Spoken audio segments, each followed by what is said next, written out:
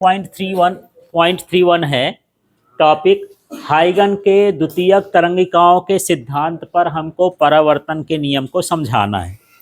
परावर्तन के नियम में हम पढ़े थे कि आपतन कोण का मान परावर्तन कोण के बराबर होता है, पर कैसे बराबर होता है उसको हम यहाँ पर सिद्ध करेंगे। ठीक है, और वो भी किसके? हाइगन के द्वितीयक तरंगिकाओं के सिद्धांत से। ये मैं कुछ रेसिपी लिखा हूँ, इसके हिसाब से आप काम करेंगे तो सब कुछ सरल हो जाएगा। सबसे पहले चित्र की बात करते हैं। चित्र में ध्यान देना क्योंकि आप गड़बड़ कर सकते हो चित्र में, इसलिए इधर देखो। सबसे पहले 4-5 लाइन नीचे आपको एक लाइन खींच लेना है।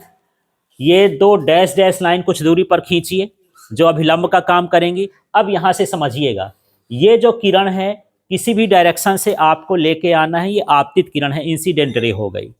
ठीक है, अब यहाँ से समझिएगा, यहाँ से आपको समझना है। यहाँ पर आपको ये समझना है कि हमको यहाँ पर तरंगाग्र की रचना करना है, तरंगाग्र बनाना है। तो तरंगाग्र का नियम है कि जो तरंग है और तरंगाग्र है वो दोनों एक दूसरे के कैसे रहें? लंबवत रहें। ये जो मैं ऐसे किरण बनाया हूं, ये पीली वाली, ये कौन सी तरंगाग्र हो गई? पहले आप इसको लाइन खींचेंगे, इसी में एक लंब लाइन खींचेंगे और यही लंब लाइन क्या कहलाएगी? आपतित तरंगाग्र। ठीक, और इसी के समांतर आपको ये भी खींचना है। ठीक, चलिए फिर से देखते हैं। पहले कौन सी किरण हो गई? आपतित किरण। यहां तक लाओगे, यहां से ऐसा एक रेखा खींचना है जो इसके कैसे हो? लंबवत हो, और यहां पर भी इससे मिला देना क्योंकि ये लाइन दोनों बराबर हो जाएंगी। तो ये जो बना पीला वाला, ये क्या कहलाएगा? आपतित तरंगाग्र। कैसे जान गए कि आपतित तरंगाग्र है यार? क्योंकि तरंग और तरंगाग्र के बीच का कोण कितना होता है? 90। इसको 90 में खींचे होते, आपतित तरंगाग्र हो गया। अब दूसरा हिस्सा देखो, यहां से जब किरण टकराती है तो परावर्तित भी होती है। अब 2-2 लाइन हो गई। ये जो मैं बोल रहा हूं ये तरंगाग्र है और ये जो है ये किरण है। ठीक है, ये कौन सी किरण है? नहीं, परावर्तित किरण है। ठीक है, इसको भी उतना ही दूरी ऊंचाना है, जितना उसको ऊपर किए हो उतना इसका भी करना है। वजह यह है कि एक ही माध्यम में प्रकाश की चाल एक जैसे होती है, तो जितना ये ऊंचाई तक जाएगा उतनी ही दूरी वो भी तय करेगा। मैं बोल रहा हूं कि 2 व्यक्ति हैं, पहला वाला 60 किलोमीटर प्रति घंटे के रफ्तार से जा रहा है, उसके बगल वाला भी 60 किलोमीटर प्रति घंटे की रफ्तार से जा रहा है, तो दोनों की रफ्तार बराबर है, तो दोनों की दूरी भी क्या होगी? बराबर होगी। बस यही है कि चाहे वो परावर्तित किरण हो, वो भी वायु में चल रही है, आपतित किरण है, वो भी वायु में चल रही है, दोनों का माध्यम समान है, तो दोनों का चाल भी समान होगा, तो दोनों की दूरी भी समान होगी। इसलिए इसकी ऊंचाई को ये रखना है। अब इसको इतनी दूरी पर ले जाने पर हम VT को क्या मानेंगे? त्रिज्या, है ना, और B को क्या मानेंगे? केंद्र। और कौन सी किरण में? परावर्तित किरण में चाप काटेंगे, उसे बिंदु D मानेंगे, D को किससे मिला देंगे? E से। जो ये बन गया ये क्या कहलाया? परावर्तित तरंगाग्र कहला। इस तरह से है। तो अब इसको भाषा बनाते हैं ना, चित्र तो बन गया, भाषा देखते हैं। तो क्या है? यहाँ माना AB आपतित किरण है। पहली लाइन क्लियर हो गई। ठीक, उसमें नाम नहीं दिए थे, पिछली वाले में नाम भी दे सकते हो, कोई दिक्कत नहीं। तो इस नाम देने में सरल हो जाएगा। AB क्या है? फिर इस लाइन में चले जाओ, इसका नाम लो। अरे नहीं, इसका BC आपतित तरंगाग्र। ठीक है, ये लाइन खत्म हो गई। अगले लाइन में चलते हैं। ये जो BD है परावर्तित किरण है।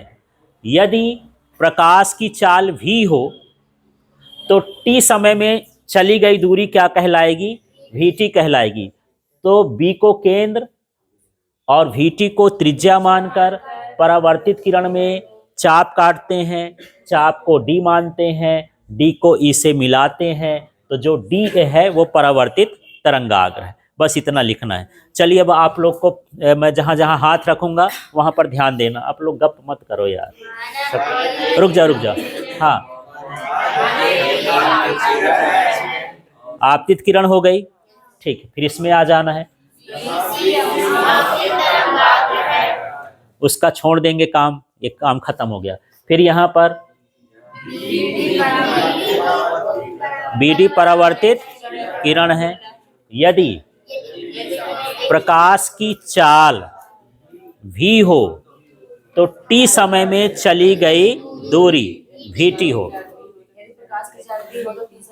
यदि प्रकाश की चाल V हो तो T समय में चली गई दूरी। अब यहीं से लाइन गड़बड़ हो जाती, यहाँ थोड़ा कठिन लगा करता है। अब क्या करना है, V को केंद्र मानकर, VT को त्रिज्या मानकर परावर्तित किरण पर चाप काटते हैं। दोबारा लाइन बोले यहाँ,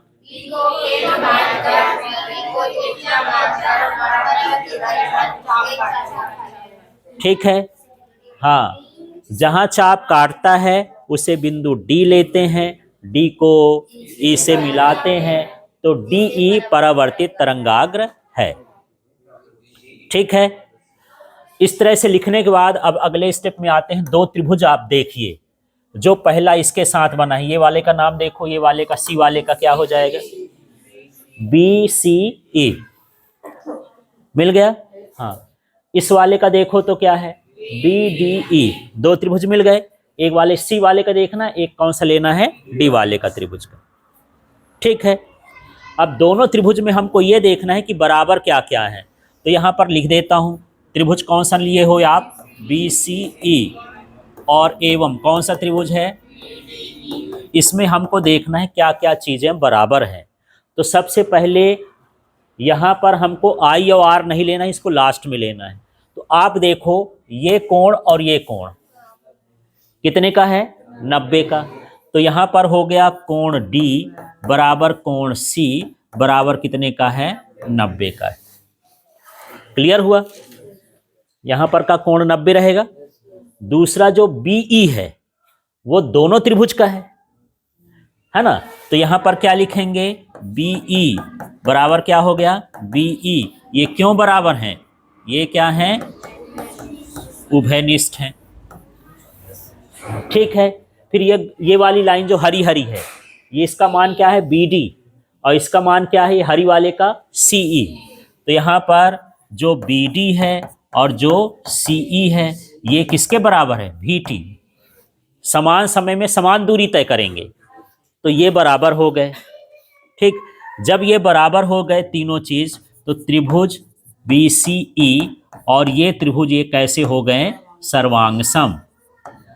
ठीक है, किस नियम से है, RHS सर्वांग समता। RHS समझते हो, राइट हैंड साइड नहीं है, इसका मतलब है राइट एंगल्ड। एक कोण 90 का हो, मेरे पास है एक कोण 90 का। दूसरा H का मतलब कर्ण, हाइपोटेनियस, इसका कर्ण क्या है, BE, कर्ण भी बराबर है। तीसरा क्या है, S, S माने होता है साइड, एक भुजा बराबर है। तो नियम होता है, यदि किसी त्रिभुज में एक कोण 90 का हो, उसका यदि कर्ण बराबर हो, उसकी एक भुजा बराबर हो, तो भुजा क्या होता है, सर्वांग सम होता है त्रिभुज। उस नियम से ये क्या हो गया, सर्वांग समता। ठीक है। जब सारी चीज बराबर हैं, माने इसका कोण ये बराबर है, भुजा बराबर है, ये बराबर, तुम्हारे सारी चीज बराबर है, तो इसका मतलब ये हो गया कि जो इसके साथ कोण बनता है और जो उसके साथ कोण बनता है, उस कोण का मान भी क्या होगा, बराबर होगा। इसको क्या लिखते हैं, बाय CP/CT। ठीक, congruent properties of corresponding triangles है, corresponding part of congruent triangle, sir. हाँ सर उभयनिष्ठ